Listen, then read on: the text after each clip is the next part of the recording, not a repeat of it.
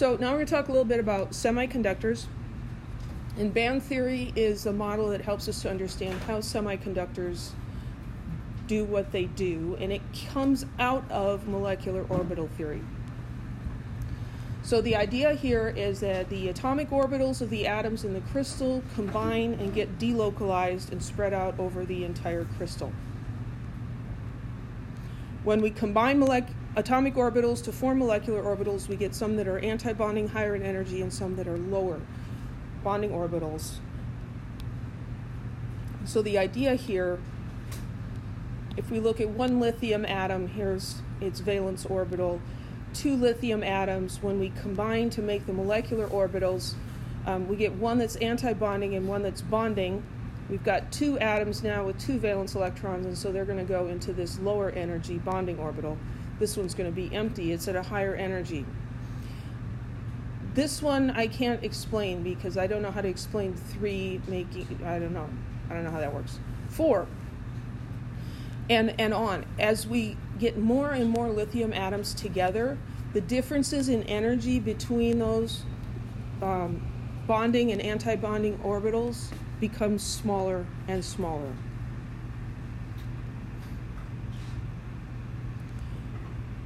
They form basically two bands. So there's the valence band. These are the occupied orbitals. That's where all the valence electrons are going to go. And then there are the empty orbitals in the conduction band.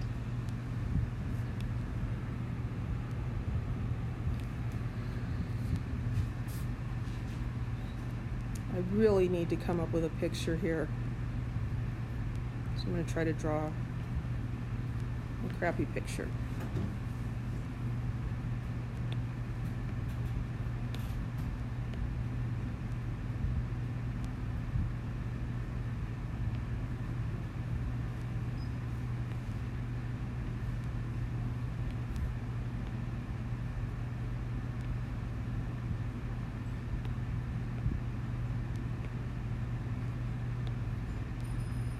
Okay, that's a really great idea, but that's going to take way too long.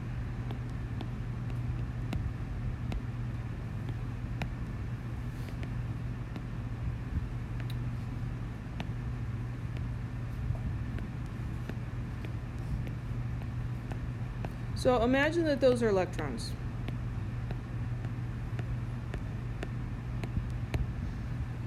This is the conduction band. This is the valence band. This is the valence band. The conduction band is empty. It's higher in energy. These electrons are stuck. They can't move because there's nowhere for them to move to. This is a bit like a traffic jam. You could imagine each red circle as being a car in dead standstill traffic on the freeway. Nothing is moving.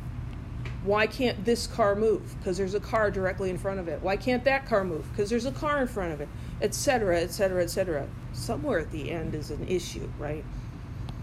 So what's going to happen here? They're just going to sit there.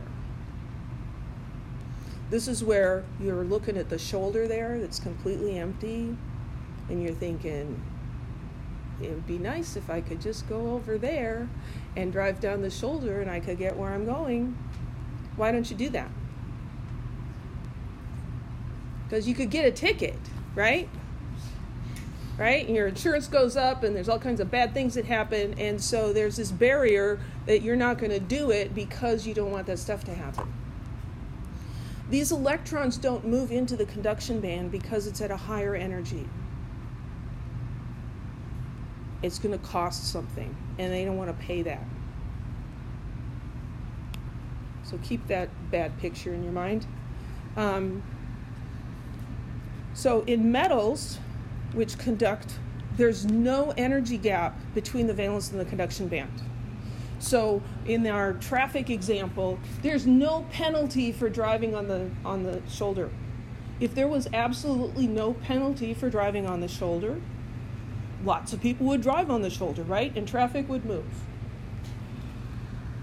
In a non-metal, in an insulator, there's a big gap between the conduction band and the valence band, and so electrons don't go up there at all. In a semi-metal, there's a small gap.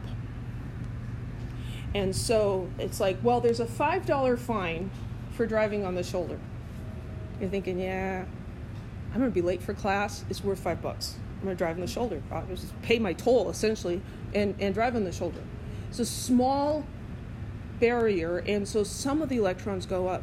So a semiconductor conducts electricity a little bit, but not like a metal does, where there's no barrier and the electrons can just zip in and out of that open lane, essentially. Electrical conductivity and thermal conductivity go together, because thermal conduction occurs when the mobile electrons are moving around. The electrons can carry thermal energy from one part of the metal to the next. So here we have a conductor. There's no energy gap between the valence band and the conduction band, and so the electrons can just move up there whenever they feel like it. A semiconductor, there's a small energy gap, so occasionally they'll go up there, they'll conduct a little bit. In an insulator, there's this huge energy gap, and nobody's willing to go up there. It's just too hard.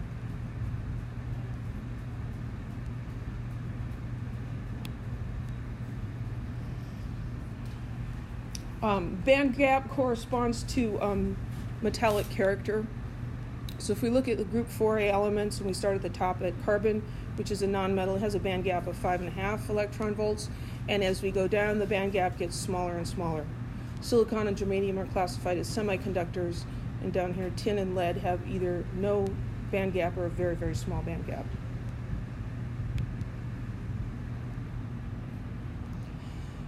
So doping semiconductors allows us to control the conductivity of semiconductors. This is done by adding small amounts of impurities that are going to create holes. The hole can either be an actual, it's just holes. So in an N-type semiconductor, we've got extra electrons in the conduction band. So if we take silicon that has 4 valence electrons, and we dope it with phosphorus that has 5 valence electrons. Let's go back and look at the conduction band here. So the conduction band is where the valence electrons go. So we've got mostly silicon here, 4 valence electrons. This is going to be full, but then with the phosphorus, each phosphorus atom is going to have that one extra electron that doesn't fit in the valence band. It has to go up here in the conduction band. And so there are a few electrons that are permanently in the conduction band because of the addition of the phosphorus with its extra electrons. So these electrons can move and will increase the conductivity. These are negative, and so this is an N-type, it creates a negative moving thing. A P-type semiconductor has electron holes. Here we're doping with something that has fewer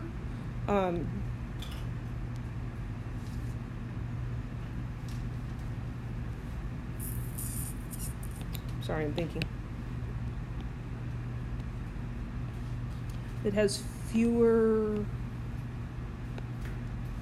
electrons, sorry. So making this a little more simple, just a single line of traffic there.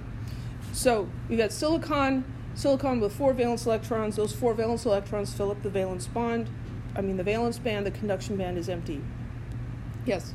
So isn't it to know if it's in the valence or the conduction because of energy? Or? So only electrons that are in the conduction, the ones that get into the conduction band can move. And so those are the ones that conduct electricity. The reason they can go up there is in a metal there's no energy gap. So it doesn't matter if they're here or there, and so they will move into the conduction band. In a semiconductor, the N-type semiconductor, what we have is some extra electrons from the doping agent that they can't fit down here. They have to be up there all the time, and so they're going to conduct. And in a P-type, what we have is it's a little bit like you came in here with a helicopter. Well, actually, that wouldn't be a good one to choose. Came in here with a helicopter. So for, when you say that they conduct, They conduct heat and electricity. So all metals would be of the conduction band? All metals have zero or extremely small difference in energy between the valence band and the conduction band. And so the electrons can move up there, and then they can travel across the length of the metal. Since phosphorus is a non-metal, it goes up there because of its valence. So what we're doing is we're taking, let's go back over here. So for a semiconductor, right?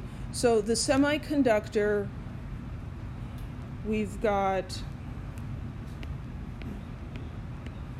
everything's going to have a full valence band. That's kind of like the S orbital that we can't. It's molecular orbital theory. Yeah. So where we took the molecular orbitals, the S and the P's, and then when they combine, they make bonding and antibonding.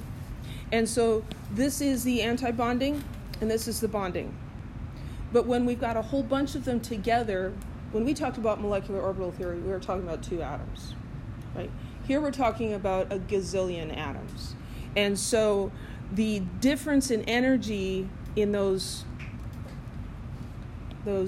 different molecular orbitals, they essentially merge together. So there's a whole bunch of molecular orbitals here that have the same energy and a whole bunch down here. This is where the electrons are going to be because it's lower in energy. In an N-type semiconductor, what you do is you put in an atom that has one more electron than the others, and so there's no room down here for it, so it has to go up there.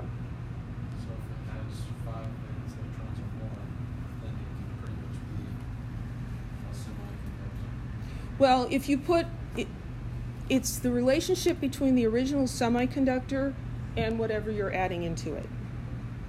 So for silicon with 4 valence electrons, if you dope it with phosphorus, or I suppose you could do with silicon, sulfur or chlorine, it has more valence electrons. The valence electrons from the doping atoms are in the conduction band. The P-type semiconductor is where you've taken out, you've got a missing electron because you've doped it with an element that has fewer electrons. So that creates a hole here. So the traffic jam and a helicopter came and pulled one of the cars out. Well, now the car behind can move up into this space, right?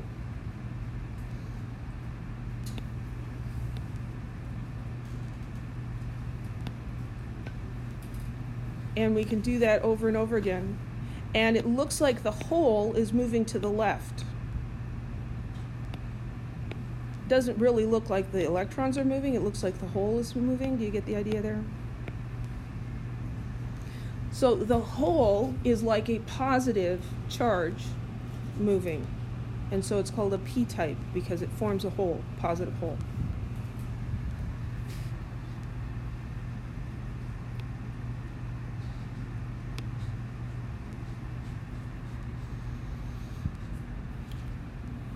So I think we all enjoy the benefits of technology, right? Most of us have a cell phone. This has got semiconductors in it. Okay? And you put a P-type semiconductor and an N-type doped semiconductor next to each other, and you get what's called a P-N junction. And you can do all sorts of cool things with stuff like that. You can get a diode, which allows current to flow in one direction but not the other. You can get an amplifier, taking a small amount of current and making it into a bigger amount of current, and all kinds of things. And that's electronics, right? And very cool, but it comes down to semiconductors.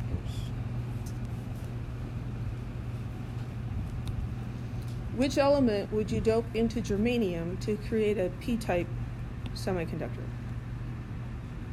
What we need to know is how many valence electrons does germanium have?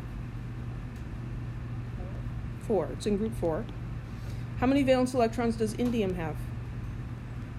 IN. 3. And how about tin? 4. And arsenic? 5.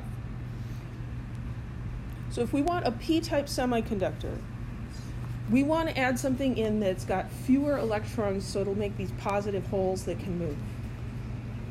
So which of these elements would work to make a p-type semiconductor? Indium. For, what's the other type, the N? N. Which one? You would So add? to make an N-type, you could use arsenic. Do you ever need the same amount? Or If you mixed it with tin, you really wouldn't get much of anything useful. Yeah.